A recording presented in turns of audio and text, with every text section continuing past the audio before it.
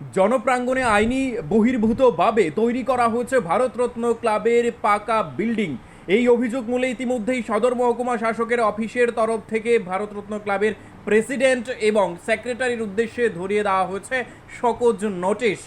দ্রুত বিল্ডিং সরানোর নির্দেশও জারি করেছে সদর মহকুমা শাসক। আপনাদের আরও একবার জানিয়ে রাখি, এই মুহূর্তের সব থেকে বড় সংবাদ, জনপ্রাঙ্গণে আইনি বহির্ভূতভাবে তৈরি করা হয়েছে ভারতরত্ন ক্লাবের বিল্ডিং।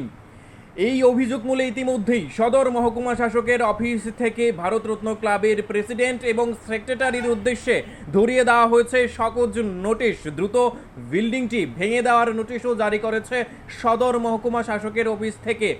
এই মুহূর্তের সব থেকে বড় সংবাদ শুনতে পাচ্ছেন শুধুমাত্র নিউজ লাইভ 24 ত্রিপুরার পর্দায়।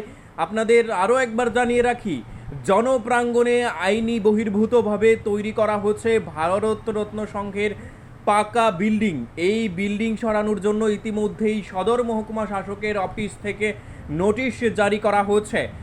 সেক্রেটারি এবং প্রেসিডেন্টের উদ্দেশ্যে সকোজ নোটিশ জারি করেছে বলে জানা গেছে। ইতিমধ্যেই এই নোটিশ সর্বত্র ভাইরাল হয়ে গেছে এবং ইতিমধ্যেই আপনারা এই খবর সরাসরি আপনারা শুনতে পাচ্ছেন শুধুমাত্র নিউজ লাইভ 24 ত্রিপুরার পর্দায়।